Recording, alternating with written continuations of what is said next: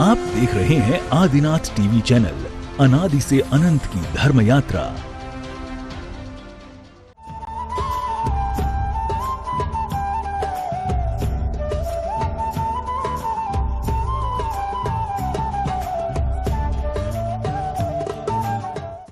इस कार्यक्रम के पुण्यार्जक हैं श्री कंवरलाल जी महावीर प्रसाद जी, पाटनी, मदनगंज, किशनगढ़, राजस्थान।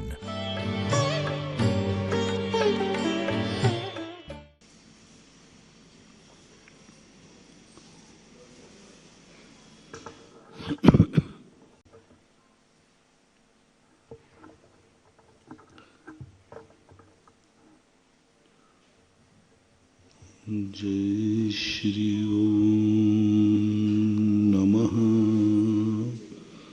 सिद्धेभ्यः।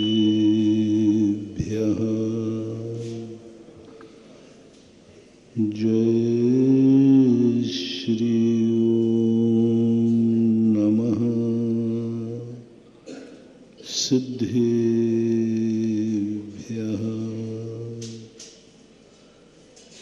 जय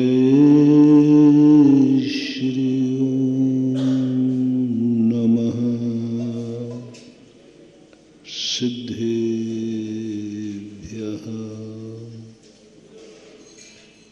सर्वमंगल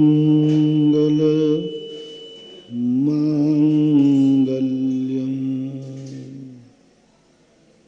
सर्वकल्याणकारकं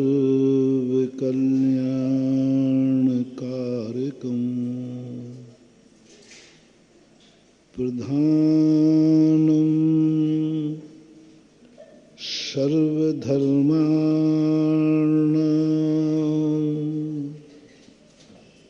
जैनं जयतु शासनं। जैनं जयतु शासनं। पंच परमेष्टि भगवान की जय। आचार्य श्री गुरुवर कुंद कुंद महाराज की जय। आचार्य श्री गुरुवर विद्यासागर महाराज की जय। नवाचार आचार्य श्री समय सागर जी महाराज की जय जय जय। जगत पूज्य मुनि पुंगव श्री 108 सुधा सागर जी महाराज की जय जय जय। छुल्लक त्रय की जय जय जय।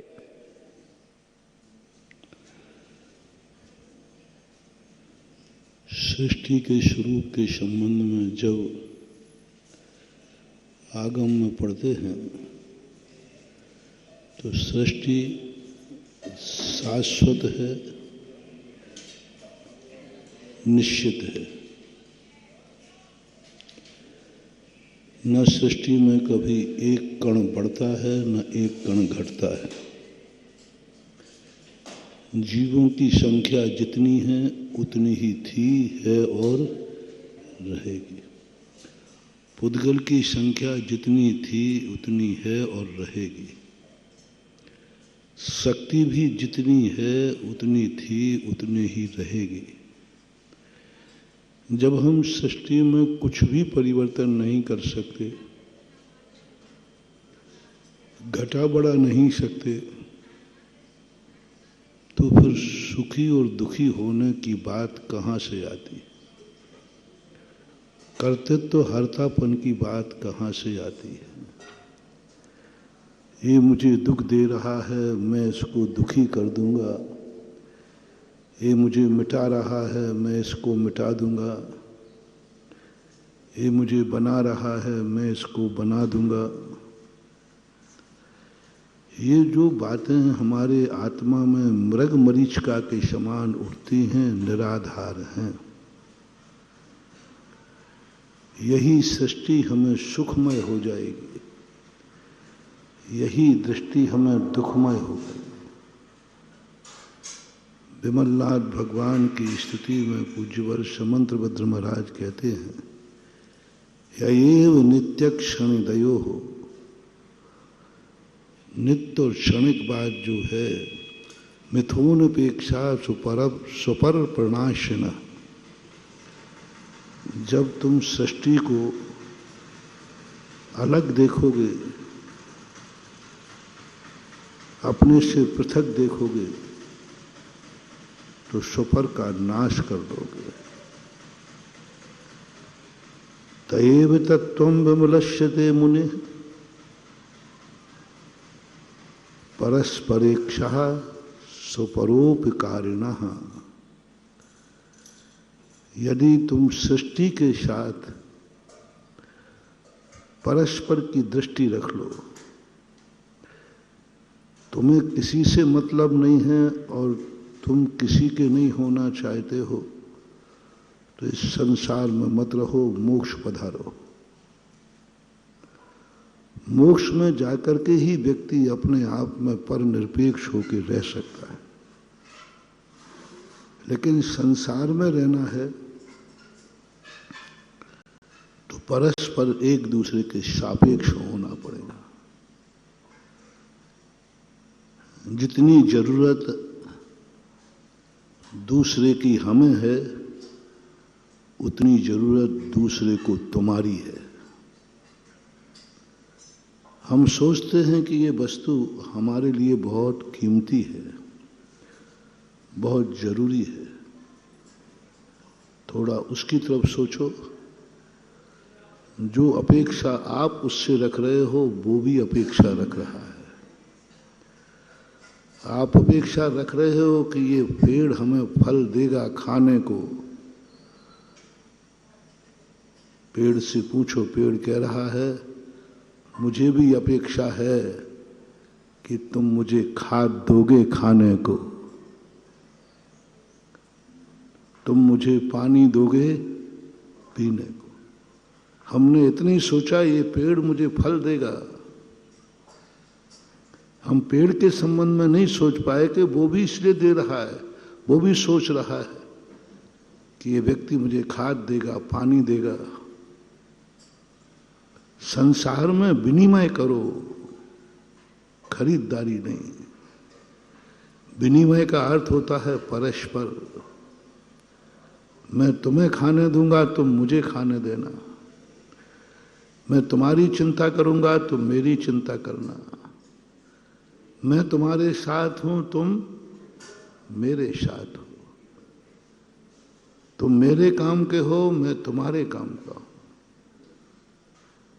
और ये सोच यदि हमारा बन जाए, सारी सृष्टि में आनंद ही आनंद है। सब जगह द्वंद्व वहीं से हो रहा है। तुम्हें नहीं मुझे, मुझे नहीं तुझे। यही तो महाभारत का जड़ था। दुर्योधन कहता है तुम्हें कुछ भी नहीं मिलेगा। मैं कोई हूं के नहीं। बोले तुम कुछ नहीं हो। दोनों बदल, ना तुम्हें कुछ मिलेगा, ना तुम्हें कुछ, ना तुम कुछ हो। उसके मन में ये बात नहीं आई कि आखिर ये भी पांडु कुरुवंश के हैं, ये कहीं तो रहेंगे, कुछ तो करेंगे। लेकिन नहीं, तुम्हारा कुछ नहीं है। तुम्हारा स्थान दासता है। तुम मेरे पैरों के नीचे रहो, मेरे से आंख उठा के भी बात मत करो। तुम मेरे दास हो। जब ये नीति आ जाती है, तभी इस संसार में महाभारत हो जाता है। तुम अपने घर से चलना, तुम अपने परिवार से चलना और देश तक पहुंच जाना, सभी स्थान पर यही कारण बनता है। हमारे मन में सबसे ज्यादा यही बात जागती है और यह बात सामने वाले को ही नहीं मिटा रही है, स्वयं भी मिट रहा है। जब कोई भी अच्छी वस्तु एक व्यक्ति अपने कब्जे में रखेगा झगड़ा होगा, द्वंद्व होगा, क्योंकि चोर चोरी करेगा, क्योंकि तुम्हारे पास वो मूल्यवान है तो सामने वाले के लिए भी मूल्यवान है। अब या तो उसका इतना सुरक्षा हो कि कोई तुम्हारी उस वस्तु को देख भी न सके, लेकिन ऐसा हो नहीं सकता, तो उसका एक ही तरीका होता है कि हम सामने वाले को भी समझें, सामने वाले की वस्तु पर भी विचार करें।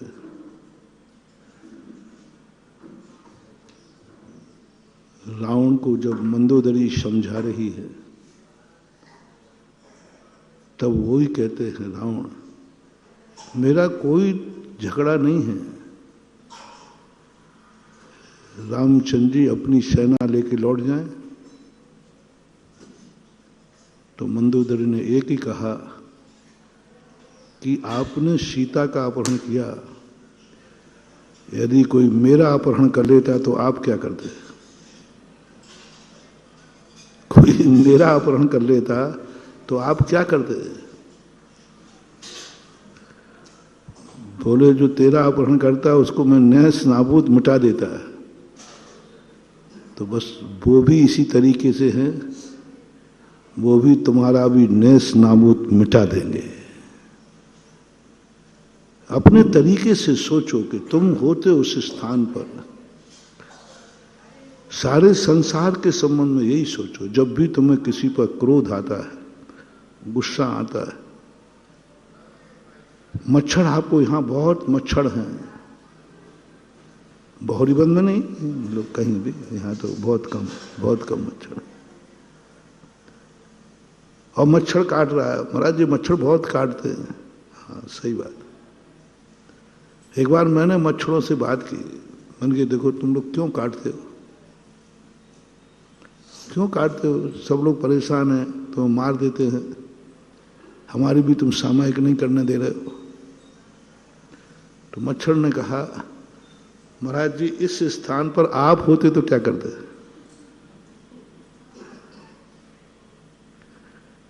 आप मच्छर होते तो क्या करते? कभी कभी छोटे लोगों की जिज्ञासाएं ऐसी होती हैं कि दिन में तारे दिख जाते हैं। हाँ, बड़े बड़े समाधान करना सरल है। अब बोलो एक मच्छर का छोटा सा प्रश्न है, आप होते यदि मच्छर तो आप क्या करते?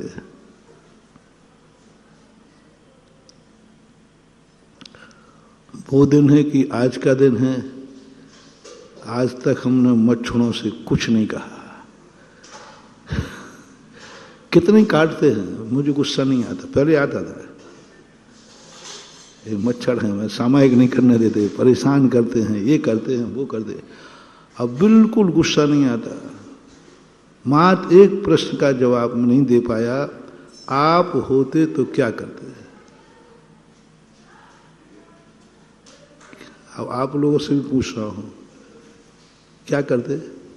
बोले जो मच्छर कर रहा है वही। तो बस महाराज जी आप महाराज बन गए हैं, मनुष्य बन गए हैं, हम मच्छर हैं, थोड़ी हमारी पोजीशन तो समझो। किसी आपके मनुष्य को भूख लगी हो, दरवाजे के अंदर, कमरे के अंदर भोजन रखा हो, तो हम तो कम से कम खुले ही दरवाजे में घुस रहे हैं, तो मनुष्य तो दरवाजा तोड़ करके घुस जाओगे, तोड़कर उठा लोगे। मच्छर की परिस्थिति समझो, मच्छर को हमने मार दिया, मच्छर को लाउट लगा दिया। काश ऐसी जरूरत हमें पड़ जाए और कोई हमें भी गैस छोड़ देवे, क्या करोगे? मच्छर के प्रति आज तक कोई गिले शिकवा नहीं, कुछ नहीं है मच्छर, क्योंकि वह वही कर रहा है जो हर मच्छर करता ही है, चाहे हम हो और चाहे आप। बिच्छू काटता है, आप बिच्छू होते तो क्या करते? नहीं साहब महाराज जी मैं बिच्छू होता तो किसी को नहीं काटता। हाँ ये सब कहने की बात है। हर चीज का एक स्वभाव है। वस्तु स्वरूप विचार खुशी से सब दुख संकट सहा करो। वस्तु स्वरूप का चिंतन करो। वस्तु का स्वभाव क्या है? वस्तु नाम की कोई चीज दुनिया में नहीं है। द्रव्य है, गुण है, तत्व है, वस्तु किसी का नाम नहीं है। वस्तु एक ऐसा शब्द है जिसके बिना दुनिया चल नहीं सकती और जिसको कुछ है नहीं। जैसे हम बहुत बार कहते हैं, इस देश का नाम क्या है? भारत कहाँ है? हमें भारत भेजो। एक विदेशी आया, बोले भारत आ रहा, भारत आया हूं मैं, भारत जा रहा हूं, सबसे कह के आया। अब उन्होंने भारत का टिकट लिया, भारत का टिकट मिल गया, प्लेन उतरा दिल्ली में। बोले साहब ये तो दिल्ली है, मैं तो भारत जाना है। भारत का टिकट है, भारत बताओ, मुझे दिल्ली जाना है। दिल्ली नहीं जाना, मुझे भारत जाना है। बोलो भारत कहाँ है? बहोरीबंद में। ये तो बहोरीबंद है। पूरा देश घूम लो, भारत कहाँ है? है ही नहीं। तो भारत कल्पना है। भारत कल्पना है, कहीं भारत है ही नहीं। बोलो भारत है कि नहीं? तो कहाँ है? एड्रेस तो बताओ।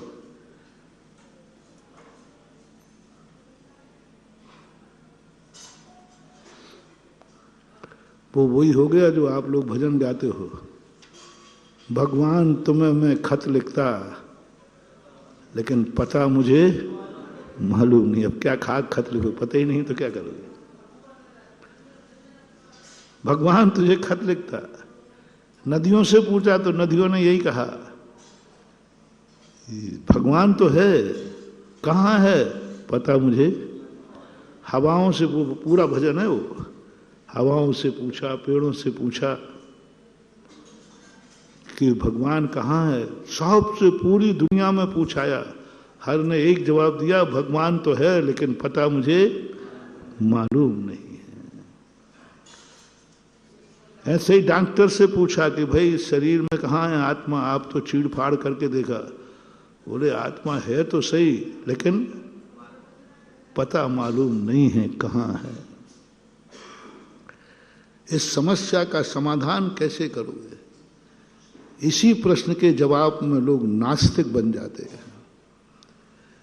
इसी प्रश्न का जवाब न मिलने से अब वो भारत खोज रहे, भारत कहाँ है, कहाँ ले जाऊं, कहाँ? वो कहता मैं प्लेन से नहीं उतरूंगा, मैंने टिकट लिया है भारत का, मुझे भारत भेजो।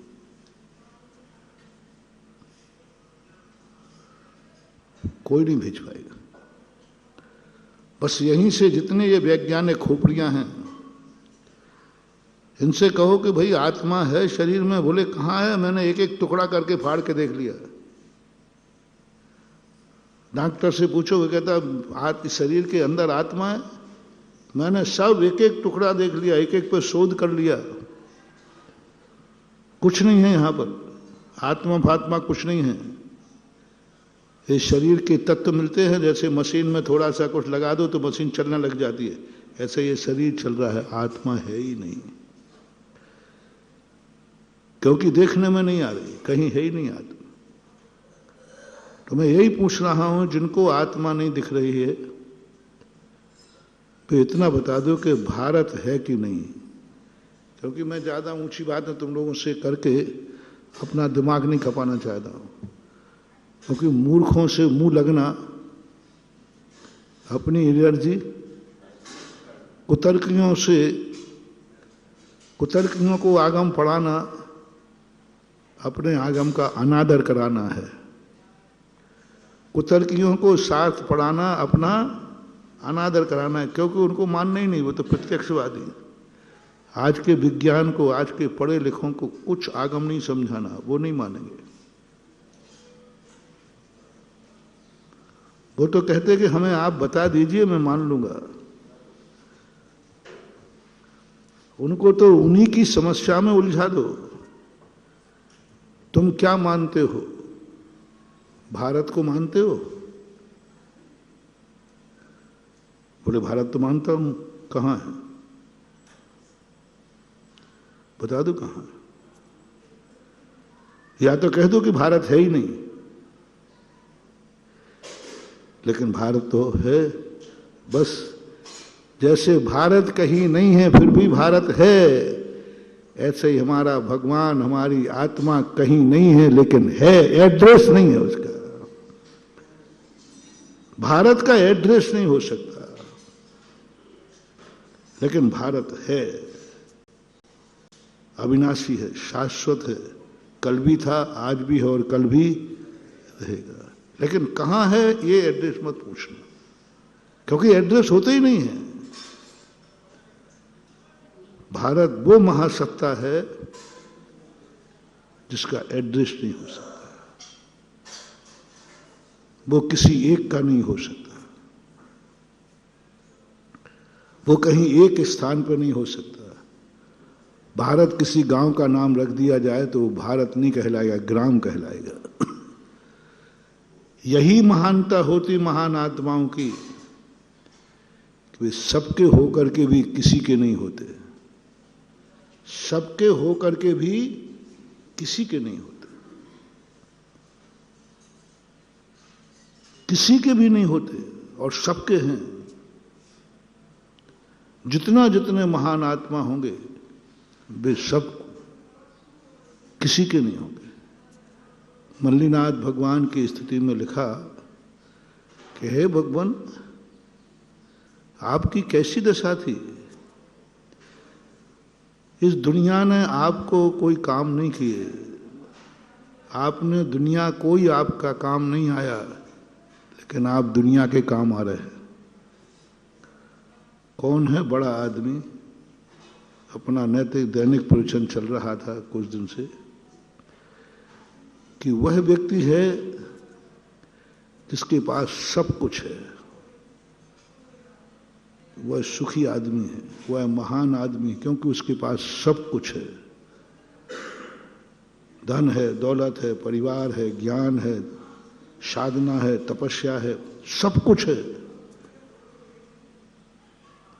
सब कुछ उसके पास है।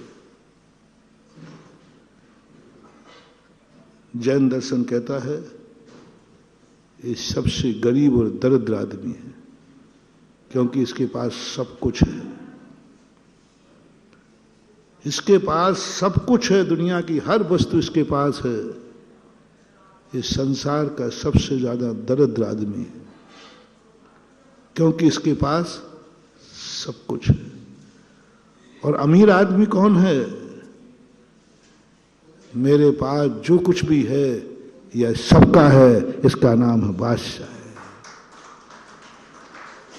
राजा वह नहीं है जो कहता है कि ये राज्य मेरा है, राजा वह है मैं प्रजा का राजा हूं, मैं प्रजा का हूं, प्रजा मेरी नहीं, मैं प्रजा का हूं। प्रजा मेरी नहीं है, मैं प्रजा का हूं। प्रजा मेरे लिए नहीं है, मैं प्रजा के लिए हूं। जब राजा के मन में ये भाव आ जाए प्रजा मेरे लिए है, वो राजा हिटलर शाही बन जाएगा, कंस बन जाएगा, रावण बन जाएगा, हिटलर बन जाएगा, सिकंदर बन जाएगा, क्योंकि ये प्रजा मेरे लिए है। और जैसे ये भाव आ जाए मैं प्रजा के लिए हूं, बस वो राजा के भेष में भगवान है। तुम्हारे पास जो कुछ है उसका मालिक कौन है? सारा जगत। महान बनना है तो आपका स्वयं तीर्थ था, आपने अपने तरने के लिए बनाया था। लेकिन हे मल्लीनाथ भगवान, क्या देख रहा हूं मैं? आपने अपने लिए बनाया, अपने लिए कमाया, अपने लिए मार्ग बनाया, और ये रास्ता, ये घाट सबके लिए खोल दिया। यहां कोई किवाड़ नहीं है, यहाँ कोई पाबंदी नहीं है, यहाँ कोई चौकीदार नहीं है। रसीद देख रहा हूं, पट्टा देख रहा हूं, आपका तीर्थ है। तीर्थमपि स्वयं। हे भगवान, इसमें लिखा है पट्टे में कि ये तीर्थ मल्लीनाथ भगवान आपका है, ये मार्ग आपका है, सब कुछ आपके नाम है। लेकिन ये तो सबके लिए खुला है। तीर्थ आपका है, लेकिन जनन समुद्रात्राशित संसार समुद्र में दुखी लोगों के लिए आपने ये नहीं कहा मेरे रास्ते से नहीं निकलोगे, मेरी अनुमति लो। नहीं, रास्ता सबके लिए खोल दे। स्वयं की मलकियत होकर सबके लिए खोल देना, सबकी जरूरत पूरी करने के लिए सोच देना। इसलिए आप जगत आपको तीर्थंकर मानता है। जगत आपसे कहता है कि आप हैं भगवान। आपको संसार में किसी ने साथ नहीं दिया, लेकिन हर व्यक्ति के साथ आप खड़े हुए। आपको किसी की जरूरत नहीं पड़ी, लेकिन सारे संसार को आपकी जरूरत है। आपको किसी की जरूरत नहीं पड़ी, लेकिन संसार को आपकी जरूरत है।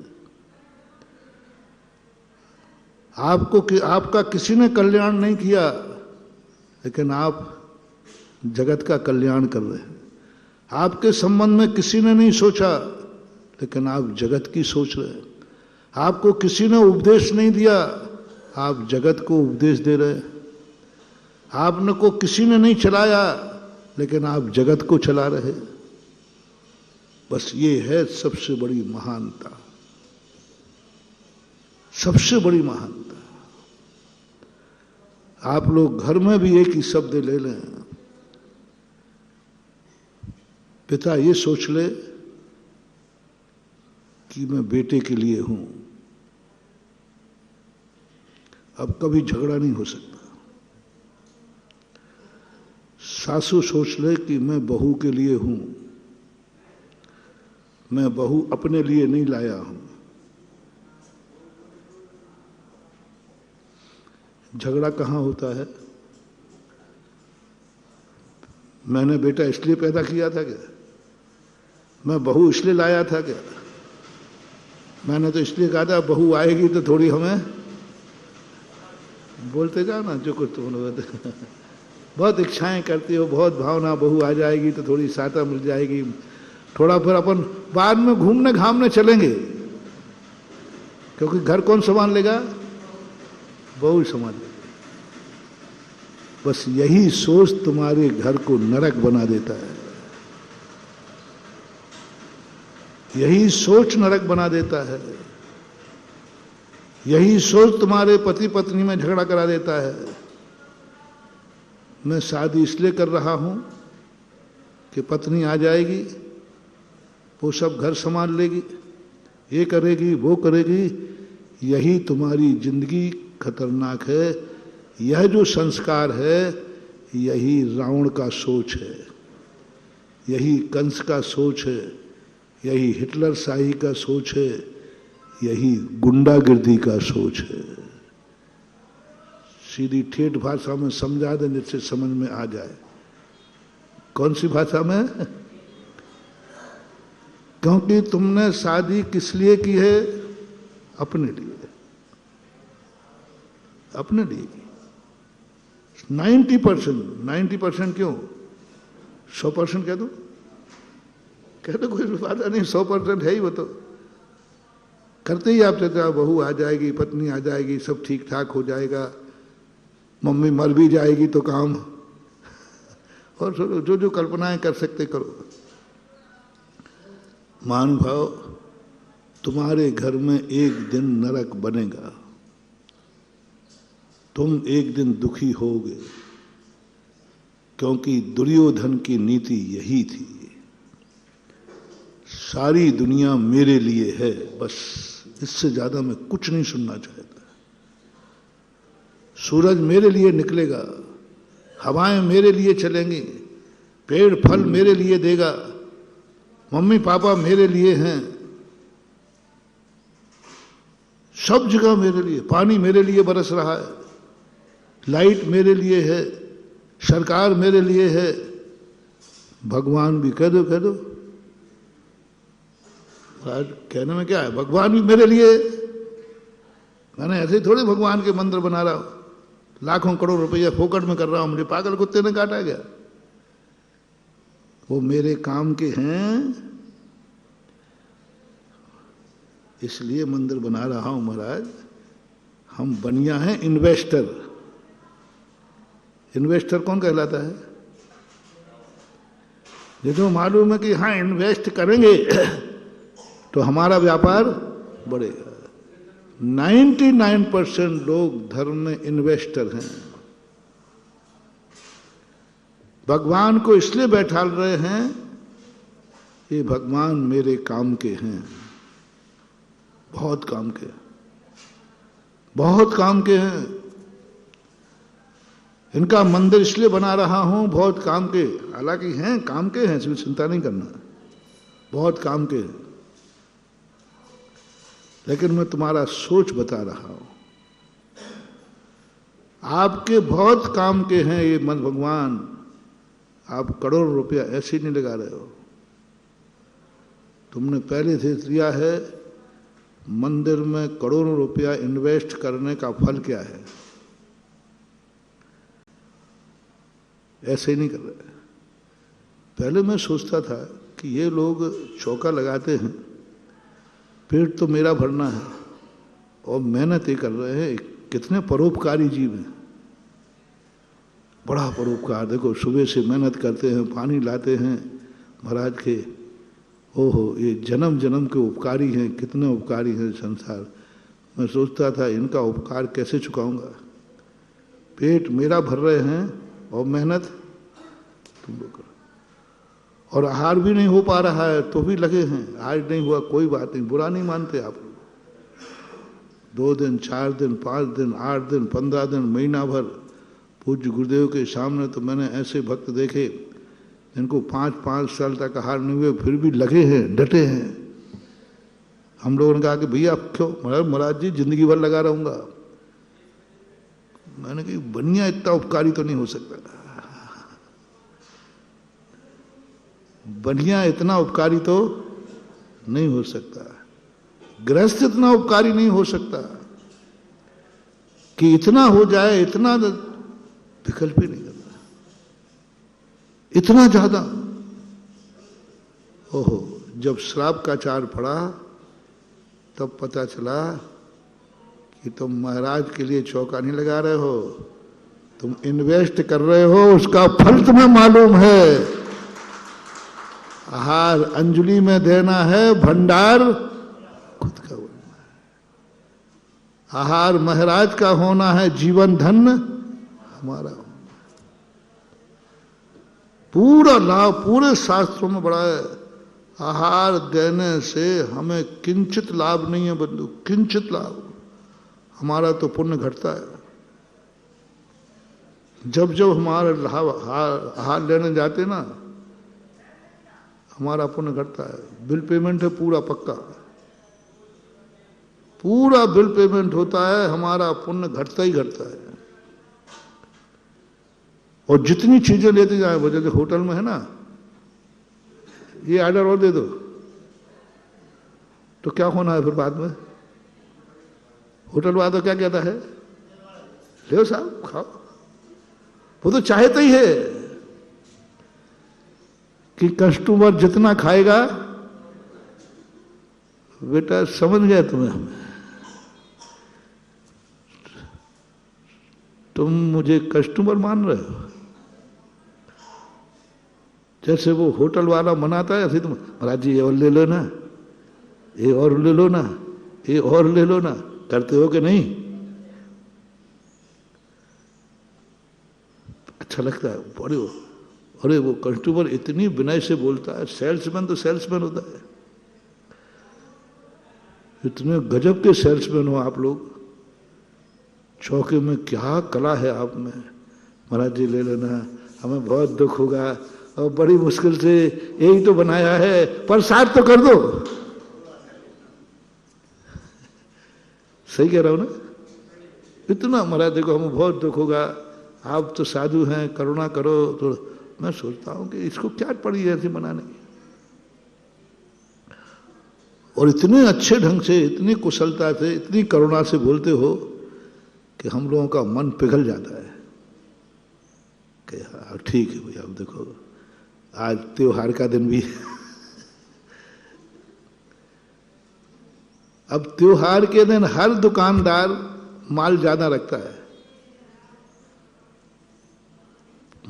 और क्या सोचता है ज्यादा से ज्यादा बिके। तो उस दिन तुम भी यही दुकान करते हो, ज्यादा से ज्यादा माल बनाओगे और महाराज ज्यादा से ज्यादा ले ले में आपको खुशी है, करुणा हो जाए। अरे बाद में सोचा ये तू जितना ये खिला रहा है ना, ये सब बिल पेमेंट है तेरे पुण्य में से। तब जिनवाणी मां ने कहा नहीं बेटा नहीं, तुम श्रावक की तरफ मत देखो, तुम श्रावक पे करुणा मत करो, तुम श्रावक को नहीं, तुम अपनी कुवत दिखो, तुम्हारा खुद पुण्य घट रहा है। इसलिए तुमने साधुओं को देखा होगा, भोजन में जितनी जितनी महंगी चीजें हैं वो क्या करता है, ये हटाओ।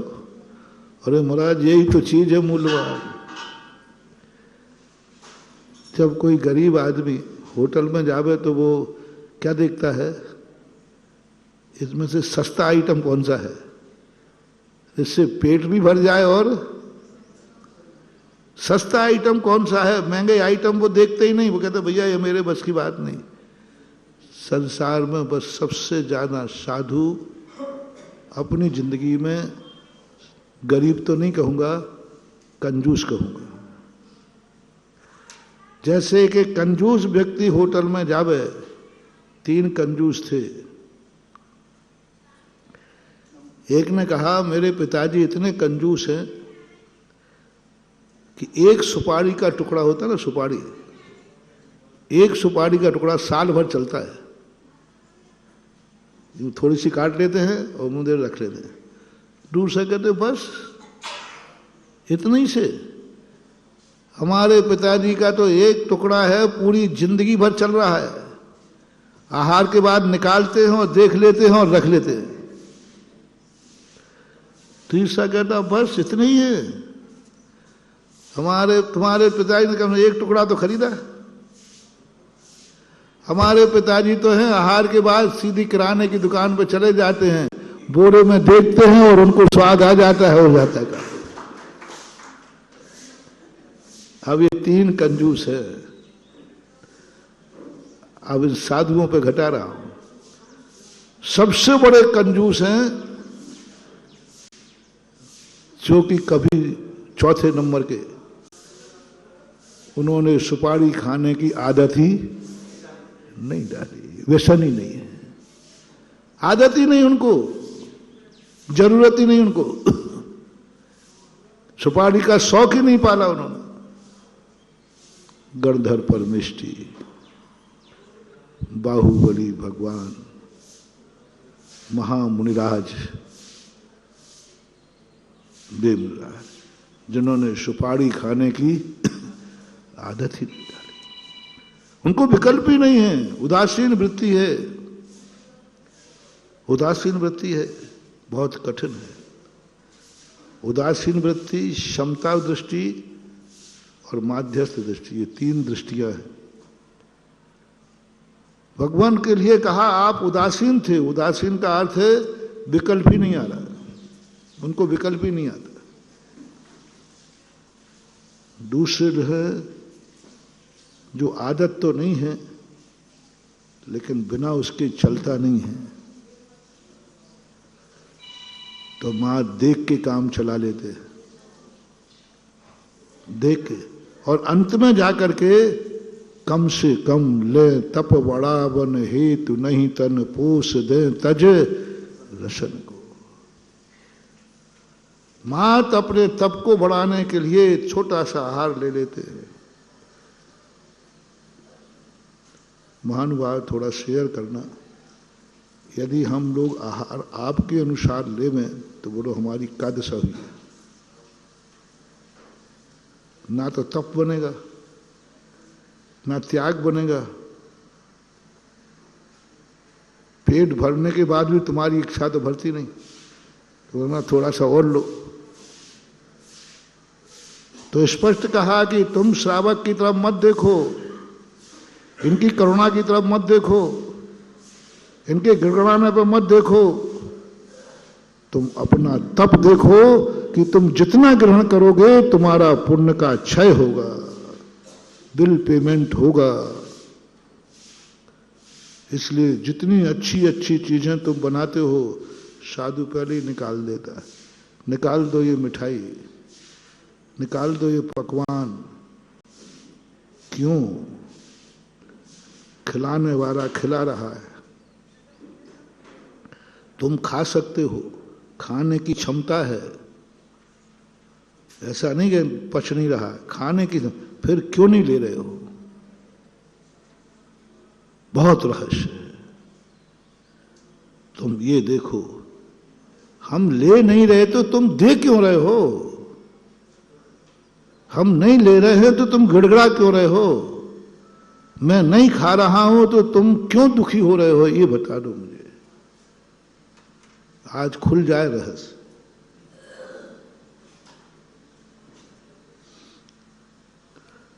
महाराज आपके कारण के थोड़ा सा ले लो, अच्छी ताकत आ जाएगी, बढ़िया हो जाएगा। अंदर की बात बताओ। इतने दयालु तुम नहीं हो। अब तुम धोखा नहीं दे सकते हो। मैंने तुम्हारी पूरी अंदर की बात शास्त्रों में पढ़ ली। क्यों इतने गिड़गिड़ा रहे हो? क्यों दुखी हो? तो साधु आहार नहीं लेता है तो। साधु उपवास कर ले हुए तो तुम्हें दुख है, साधु आहार को ना उठे तो दुख है, चौके में जावे और सब चीजें ना लेवे, बोलते जाओ ना, तो दुख है। क्यों होते हो इतने दुखी? बल्कि खुशी और मनाओ। अच्छा रहा महाराज नहीं उठे तो अपन को मिलेगा माल। बन तो गया ही है। अब महाराज ने नहीं लिया तो अपन को मिलेगा, तो खुशी मनाए करो रे। जब महाराज मिठाइयां उठा दें तो कहते वाह महाराज है, तो महाराज ठीक है, मजा आ गया। बोलो कौन व्यक्ति है जो महाराज के आहार नहीं लेने पर खुश होता हो? मुझे तो नहीं दिखता, मैंने तो खूब देख लिया, दुखी होता है। अब मैं यही पूछ रहा हूं, तुम दुखी क्यों हो रहे हो? क्या कारण है? वो दुकानदार क्यों मना रहा है ग्राहक को, साहब ये और ले लीजिए, ये और ले लीजिए, ये और, वो क्यों मना रहा है? उसको नहीं लेना है तो नहीं लेना, तुम्हें क्या पड़ी है? तुम सब व्यापारी हो। दुकान पे ग्राहक आते ही तुम्हारे भाव है कम से कम माल लेवे कि अधिक से अधिक? अरे उसको नहीं लेना तो मना, नहीं साहब ये और ले लीजिए, बहुत अच्छी चीज है, अभी लेटेस्ट आई है, लेटेस्ट। ये सब करते हो आप। क्यों करते हो? चाहिए उसको है और मना आप रहे हो। सीधी सीधी बोल दो ना, महाराज जी आप अंदर की बात है, हमारा लाभ है। ग्राहक का लाभ नहीं, ग्राहक का तो खर्चा है, लाभ दुकानदार को है। बस यही संबंध तुम्हारे चौके में है। अब मैं समझ गया तुम लोग क्यों मनाते हो, क्यों गिड़गिड़ाते हो।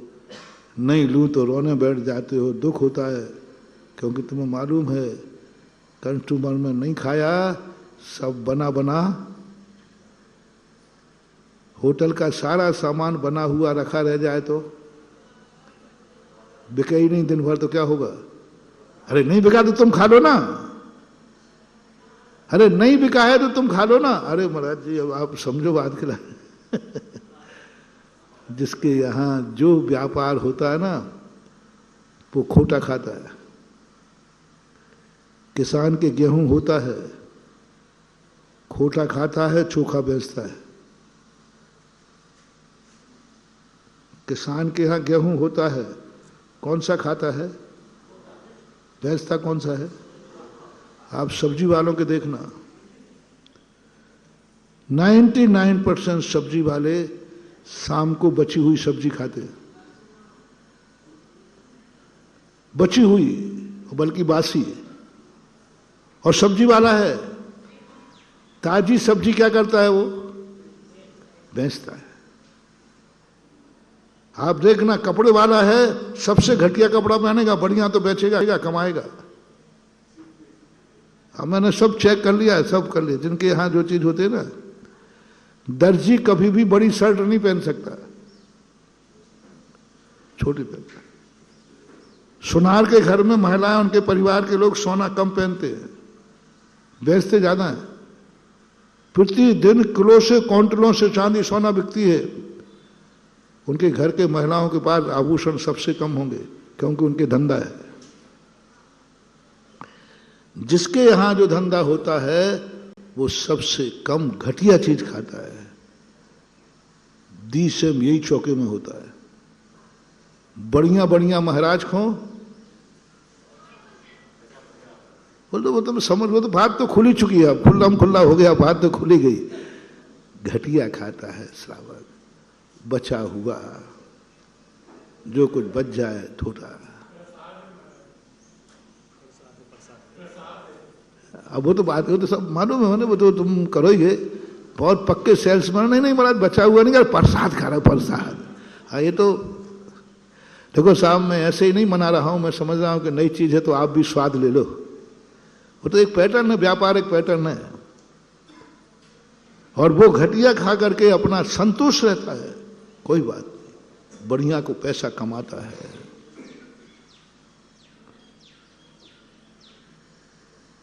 झूठ मत बोल रहा। तुम प्रतिदिन घर में जिन जिन के चौके लगते हो उनसे पूछना, प्रतिदिन तुम भोजन करते हो कि नहीं घर में? बता दो, हैं? कहते कितनी सब्जी बनती है?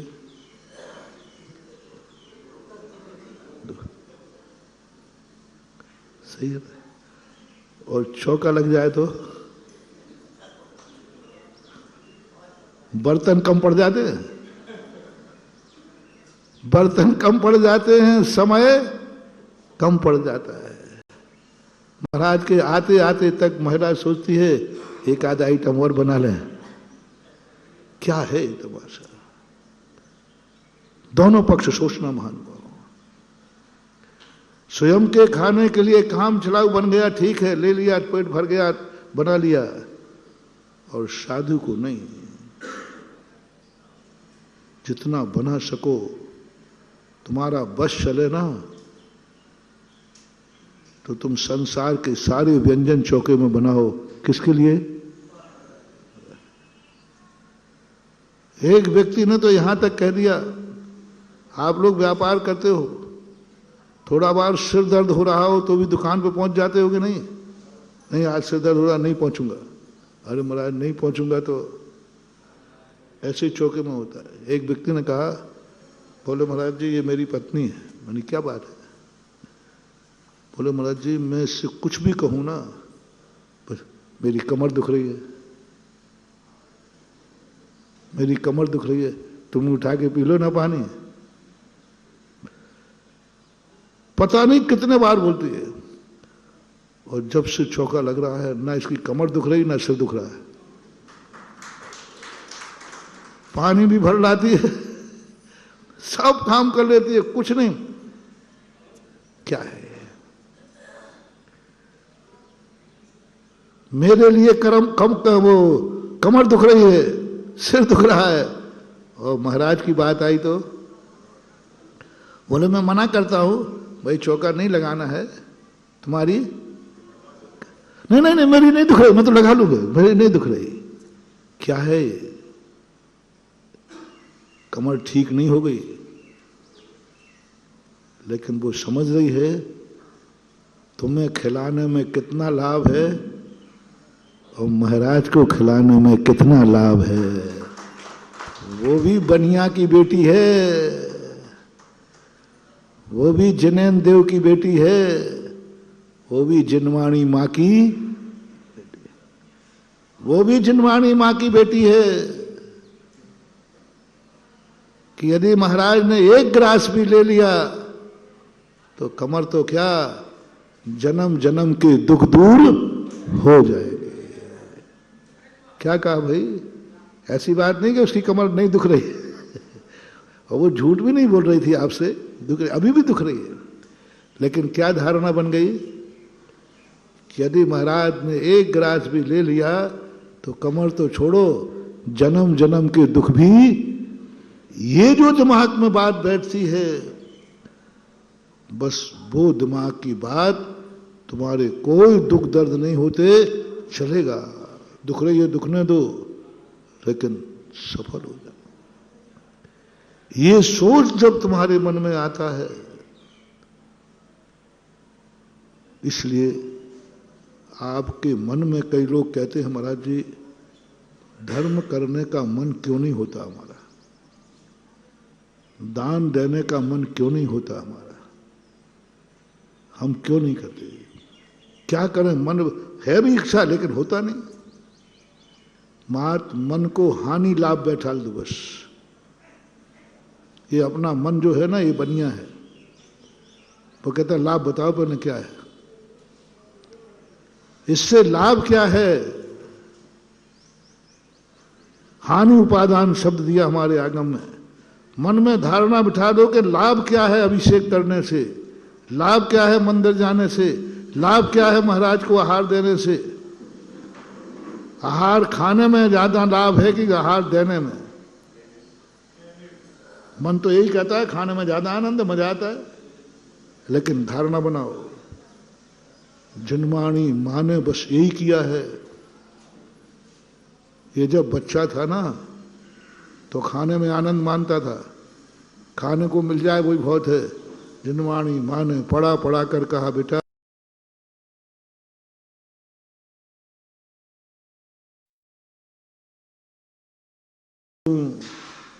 चोखा बेच खोटा खा, चोखा बेच खोटा खा, ये अच्छे बनिया का लक्षण है। चोखा बेच करके पैसा कमा, खोटा खा के जिंदगी चला। खोटा खा के जिंदगी चलाओ, चोखा बेच के पैसा कमाओ, ये बनिया का मेन सूत्र होना चाहिए। और चोखा खावे और खोटा बेचे तो दिवाली को दिवालिया हो जाएगा, बस खत्म बात है। खा लो एक बार जितना खाना। यदि चोखा खाया खोटा बेचा तो अगली दिवाली तक दिवालिया हो जाओगे। और चोखा बेचा और खोटा खाया सदा दिवाली मनती रहेगी, ये नीति है। किसान की उपमा दी हमारे शास्त्रों में धर्मात्मा को।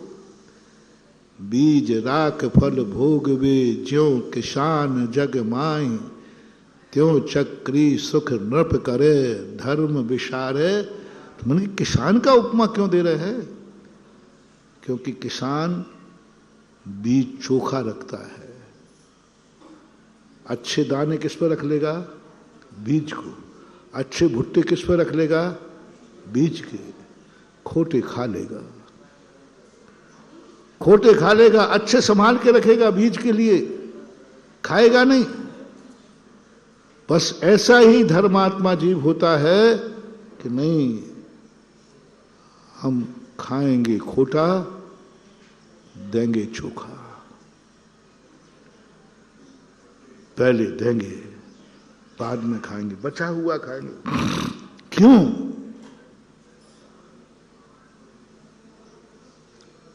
क्यों आहार देकर, भूखे रहकर आहार देते हो? खा पी करके दो ना, क्या फर्क पड़ा? सुबह बढ़िया अच्छे से खा लो, पर महाराज को देना, दिवालिया हो जाओगे, दिवालिया हो जाओगे।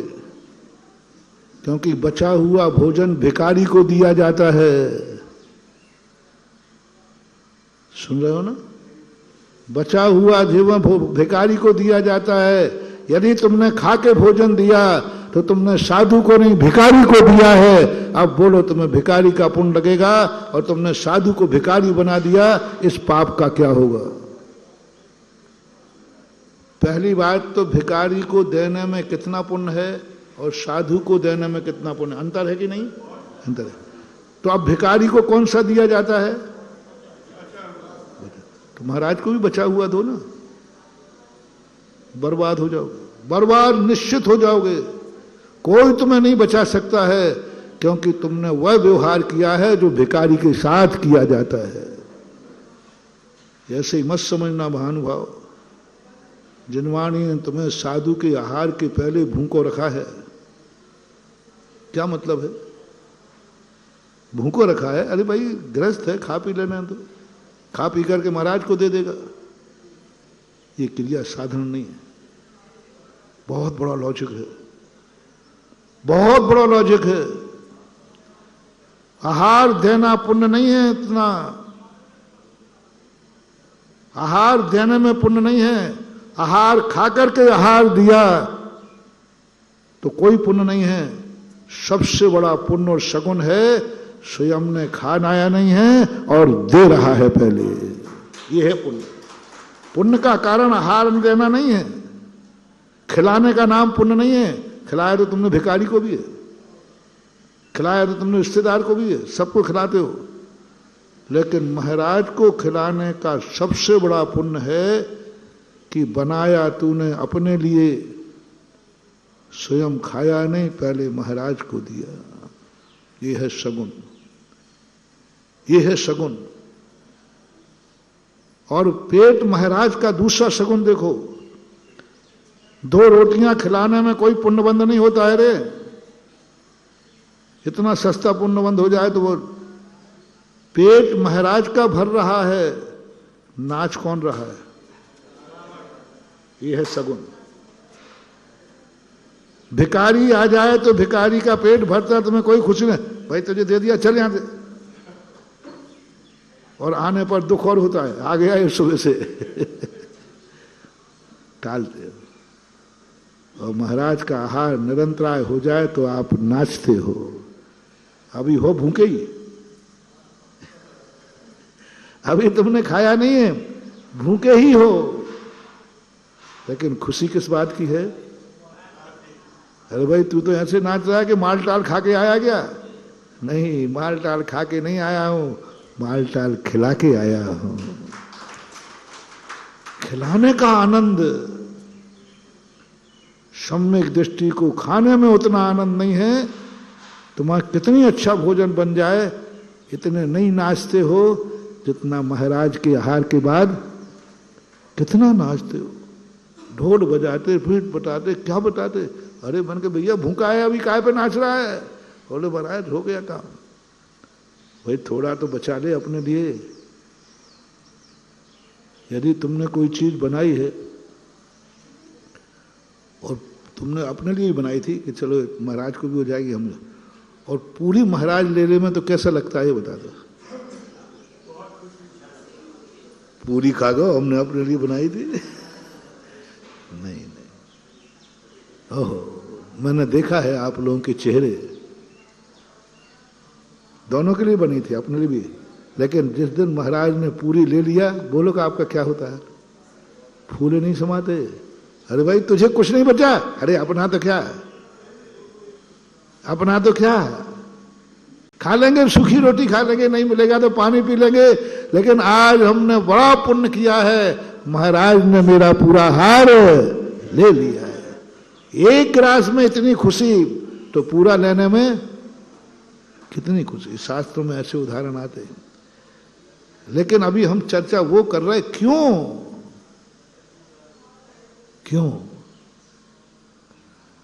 साधु अच्छा आहार होने पर क्यों नहीं नाचता,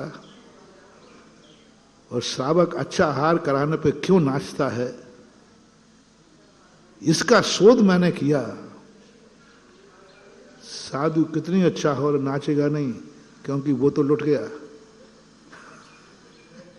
जेब खाली हो गया, पुण्य कम हो गया। लेकिन श्रावक क्यों नाच रहा है? वो तो माला माल हो गया। उसको अनुभव में है कि मैं माला माल हो रहा हूं, जितना महाराज ले लेंगे उतनी अच्छा है। तो तुम्हारी मम्मी ने ये कह दिया ज्यादा से ज्यादा महाराज को देना, जितना ज्यादा कस्टमर खाएगा उतना ही गल्ला भरेगा। मनाना पड़े तो मना, जो करना पड़े कर, शाम तक पूरा माल खाली। तुम्हारी मम्मी ने कहा है मनाना पड़े तो मना, हाथ जोड़ना पड़े तो हाथ जोड़, रोना पड़े तो रो ले। जितना तूने चौके में बनाया है सब महाराज को ठिकाना है। जितना महाराज ले लेंगे उतना ही तेरा पार हो जाएगा। ये तुम्हारी मम्मी ने कहा, ये तुम्हारी मम्मी ने कहा। तो तुम्हारी मम्मी है, मैं क्या अनाथ हूं? अरे वाह, तुम्हारी मम्मी है तो मेरी भी मम्मी है, मैं अनाथ नहीं हूं। मेरी मम्मी ने भी हार के समय जाते कहा, देख श्रावक बहुत होशियार है, उसकी माँ ने बहुत अच्छी तरह पढ़ा दिया है, उसने आज बहुत माल टाल बनाया है और वो गिड़गिड़ाएगा, रोएगा, सब करेगा, तू दया मत कर देना, तू दया मत कर देना, उतने ही लेना जितने में तेरा काम चल जाए। ले तप बड़ा बन हेतु नहीं तन पोष दे तज रसन को। श्रावक को कह दिया कि अलोल वृत्ति, और मुनिराज से कह दिया उतना ही लेना, इन पे दया मत करना। एक गिड़गड़ाएंगे, एक कहेंगे महाराज मिठाई ले लो, तू बिल्कुल दया मत करना, तू तो बस उतना ही लेना जैसे दवाई मान के लेते हैं। तुम आहार कराते हो और साधु दवाई खाता है। बोलो दवाई कितनी खाई जाती है? मात्रा में। तुम दवाई नहीं देना, तुम तो भोजन देना, लेकिन हम दवाई खाएंगे। इसलिए साधु बिल्कुल कठोर हो जाता है। सबसे ज्यादा साधु कठोर होता है तो आहार के समय। 24 घंटे में इतना कठोर नहीं होता, क्योंकि वहीं लुटने की संभावना है। ग्राहक कहां लुटेगा? दुकान पे गया, कहां लुटेगा? बस दुकान पे गया नहीं। अब साधु सबसे ज्यादा लुटता है आपके पास में, आपके घर में, आपके आहार के समय। पूज्यवर वीरसेन स्वामी महाराज ने लिखा, तो 24 घंटे में कहीं लुटने की संभावना नहीं है, क्योंकि 24 घंटे में साधु कभी पराधीन नहीं। मार तो कहां लुट सकता है? आहार के समय लुट सकता है। तेरी इंद्रियां वहां लोलुप हो सकती हैं, तो सावधान रहना, तो सब कुछ लुट जाएगा आहार के समय, क्योंकि वहां पर लुटेरे सब जाल फैलाएंगे, गिड़गिड़ाएंगे, रोएंगे, गाएंगे, प्रसाद बनाएंगे, सब बनाएंगे। तू बातों में मत आ जाना, तू बातों में नहीं आ जाना।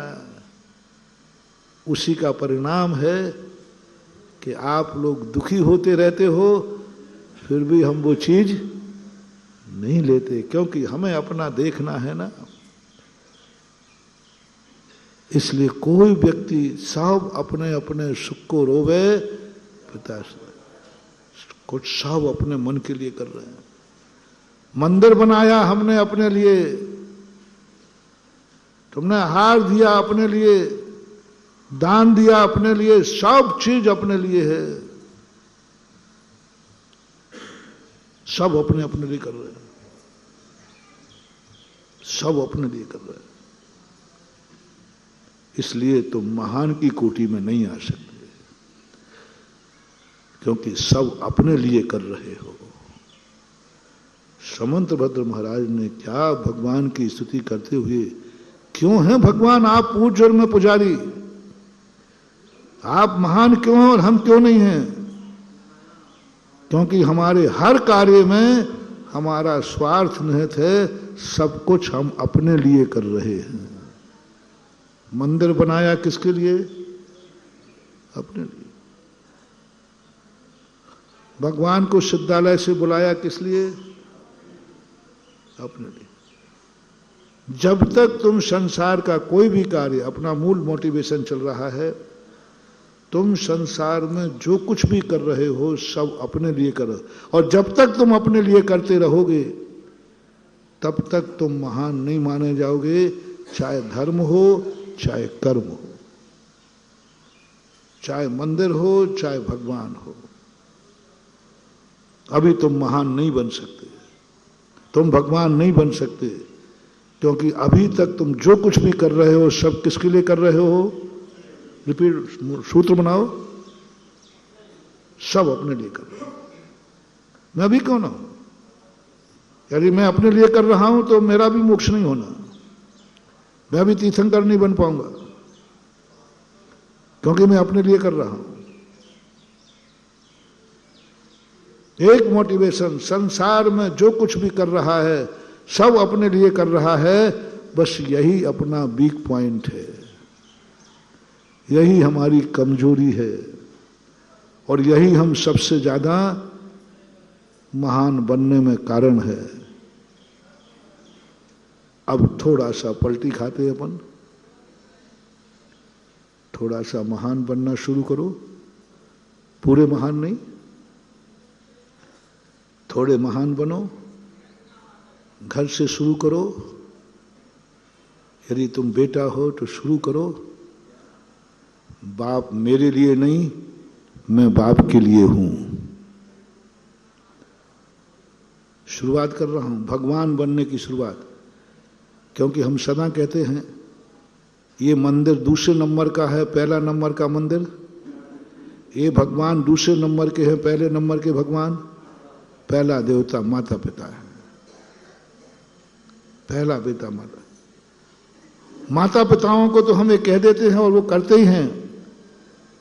माता पिता जो कुछ भी कमाते हैं किसके लिए? बच्चों के लिए, परिवार के लिए। माँ रोटी बनाती है, वो कहती है बच्चों के लिए, सब कुछ करता है। हालांकि उसका भी स्वार्थ हो सकता है, वो बाद में बताऊंगा, लेकिन बेटा किस लिए? बाप। आज तक बेटे ने अपनी वसीयत, कितने माँ बाप हैं जिन्होंने बेटे के नाम मकान खरीदा?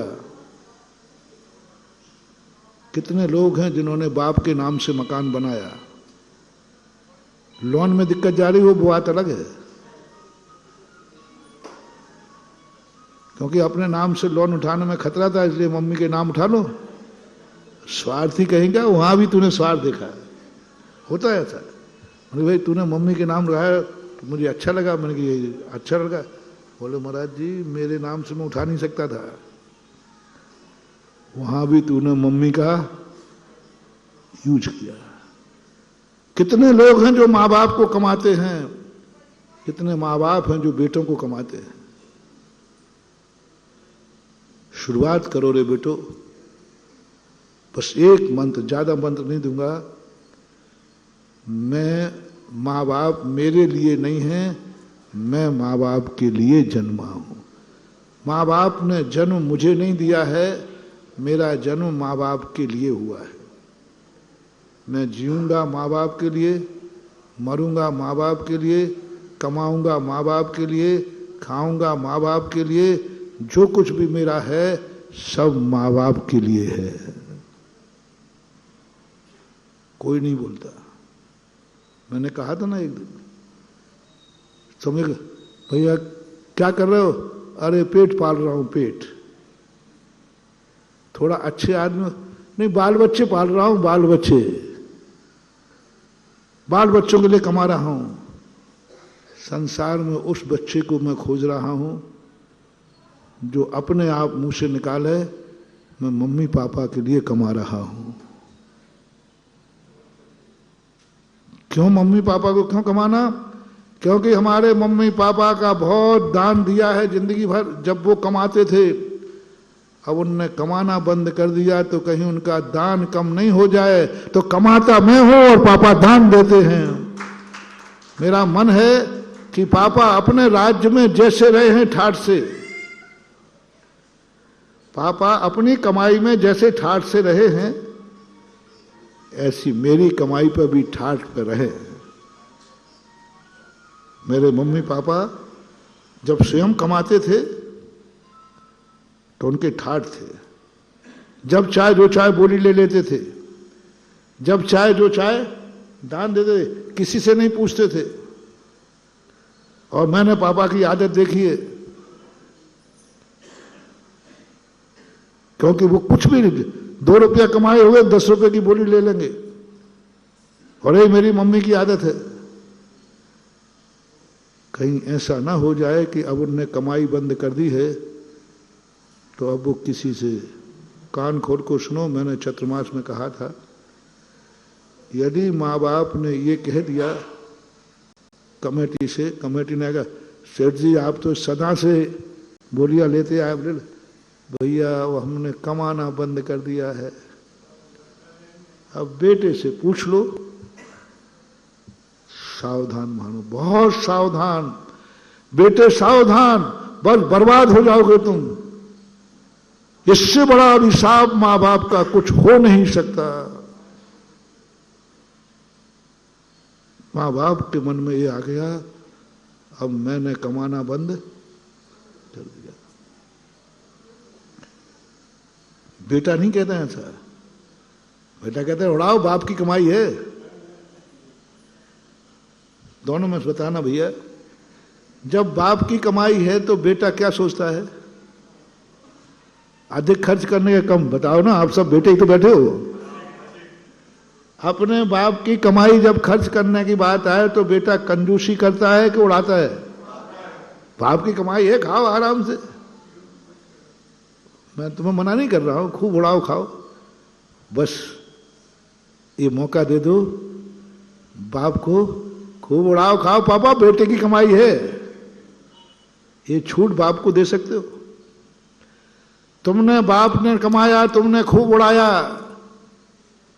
मैं उस पर कोई ऐतराज नहीं करूंगा, कोई ऐतराज नहीं करूंगा। बाप की कमाई थी, उड़ाइए, पर थोड़ा सा एक पॉइंट लगा दो, अब बेटी की कमाई है, बाप उड़ाएगा। बाप को ये मन में भाव आ जाए, कोई चिंता ही नहीं, बेटा कमा रहा है खूब जम के। अब बोली कोई कहे नहीं अब इनसे मत कहो, अरे क्या बात करते हो, बेटी की कमाई है। अपनी कमाई पे तो हम लाख रुपए की ले लेते, बेटी की कमाई पे 10 लाख की बोली लूंगा। है कोई ऐसा बाप? बेटे तो देखेगा अपना क्या जा रहा, बाप की कमाई है, ले लो, दे जाऊं दान। मुझे एक ऐसा बाप चाहिए जो बेटे की कमाई पे, अपनी कमाई पर 1 लाख की बोली ले पाया, और बेटी की कमाई पर बोल दो ना 10 लाख, मतलब थोड़ी ज्यादा नहीं हो गए?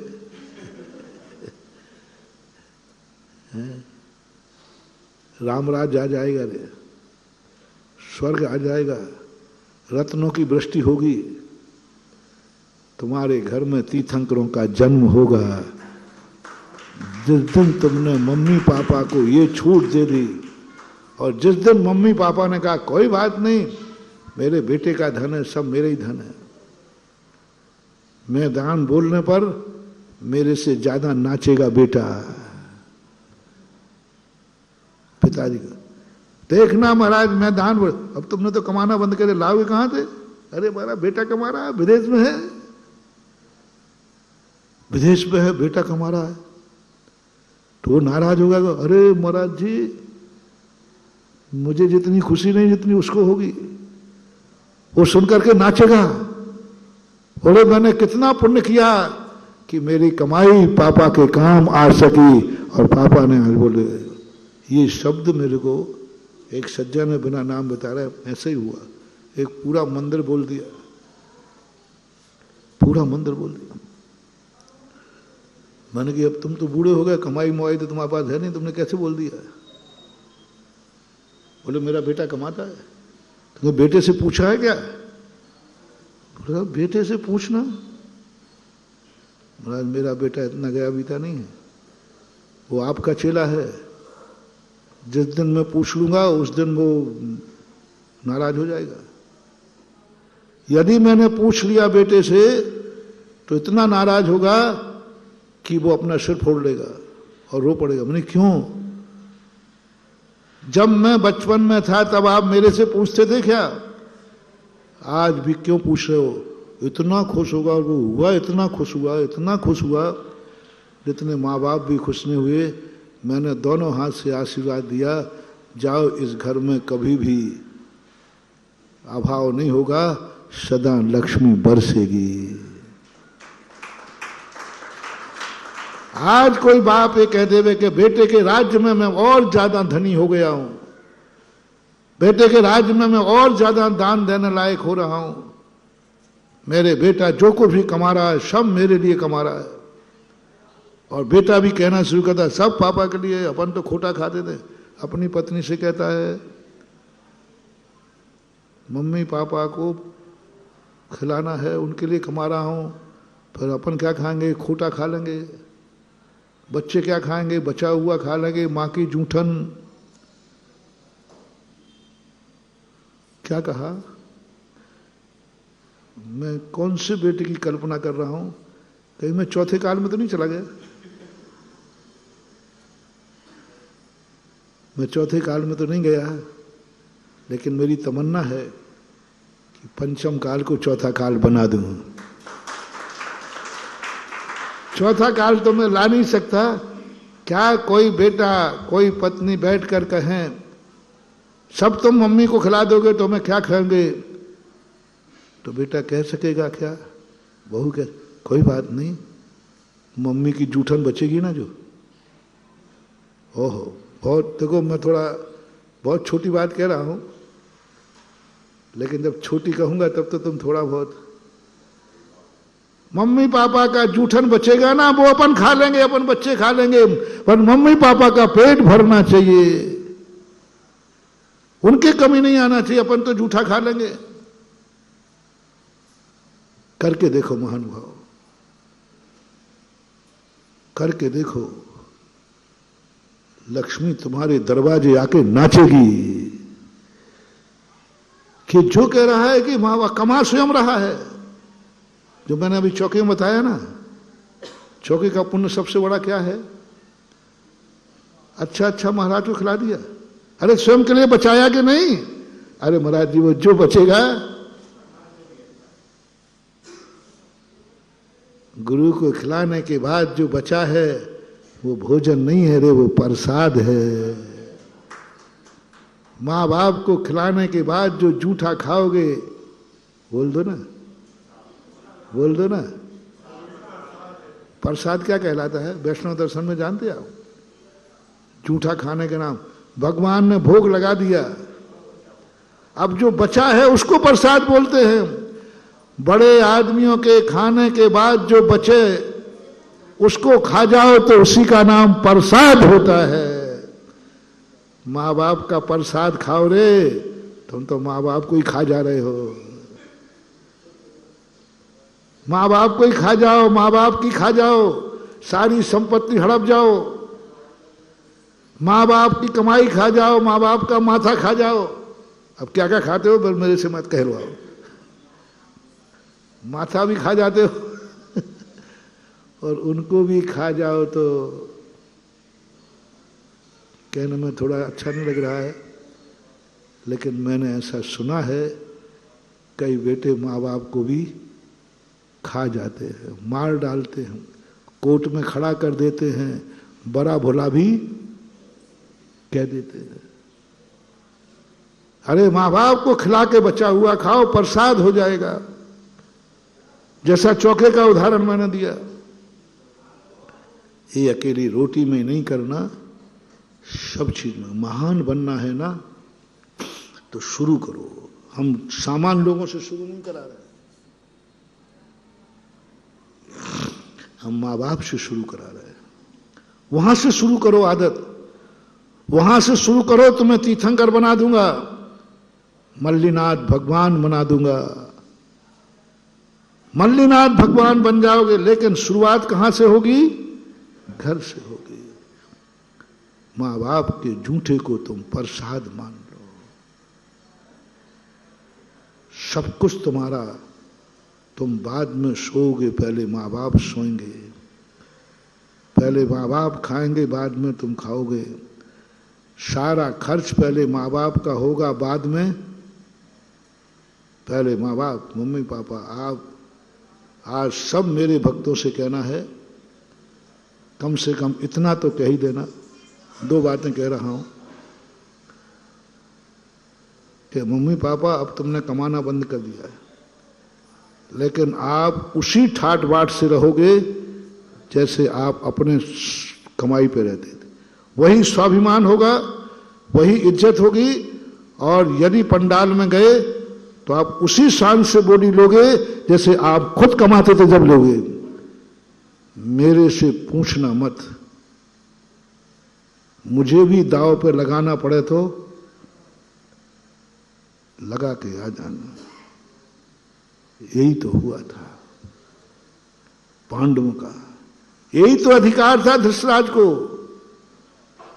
पांचों भाइयों पे लगाते समय पूछा नहीं, मैं तो दूसरा पक्ष देखना, एक पक्ष तो बता दिया था। बताओ वो इंद्रप्रस्थ अकेले धर्मराज का था कि पांचों भाइयों का? अभी बंटवारा तो नहीं हुआ था ना। तो कायदा क्या बोलता था? कायदा बताओ, धर्मराज को अपने भाइयों से सहमति लेना थी कि नहीं? बोलो ना कायदा से। ली कि नहीं ली? क्यों नहीं ली? कैसे भाई होंगे छोटे जिन्होंने धर्मराज से कहा होगा भैया, कभी पूछा होगा तो सब भाइयों ने कहा था कब से आप मुझे पराया मानने लगे? आपके रहते हुए हम भी आपके हैं और हमारी संपत्ति भी वैसे ही लगाओ दाव पे। मन में भी भाव नहीं आवे कि ये भाइयों की संपत्ति है। सुनो रे भाइयों का प्रेम कैसा होना चाहिए, कैसा होता है भाई प्रेम। जहां भाई को ये भाव नहीं आ जाए कि ये संपत्ति तो हम पांचों की है, ये भाव आ गया, समझ लेना खत्म हो गया, खत्म हो गया भाईचारा, खत्म। यदि एक को भी मन में भाव आ गया कि ये संपत्ति पांच की है, खत्म। पांडवों में एक ही बात कुंती ने कही थी, नहीं, सारी संपत्ति एक की है और तुम पांच नहीं हो, तुम एक हो।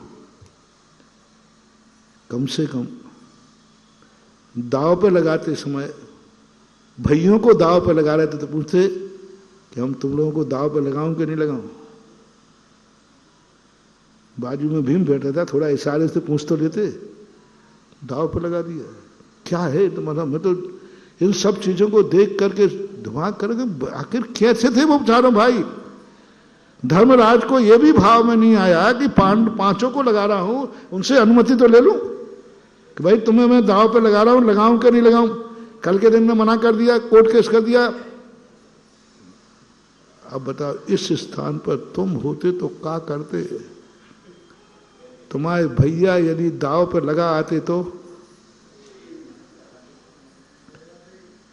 सोचो ऐसा हो तो क्या कोर्ट केस कर देते और वहीं सभा में खड़े हो जाते, हाथ पकड़ लेते, भैया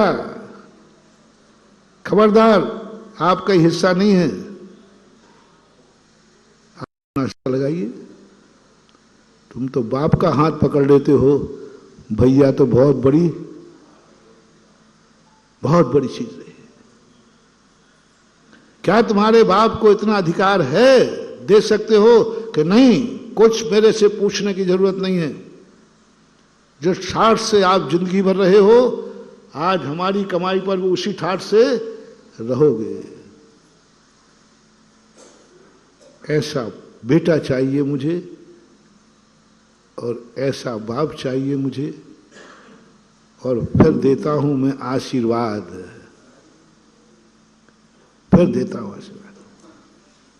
कमाई बाप के लिए,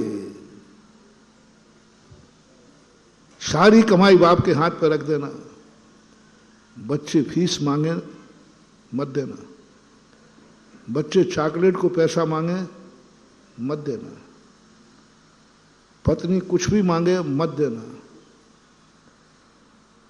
शादी करने के पहले एग्रीमेंट कर लेना।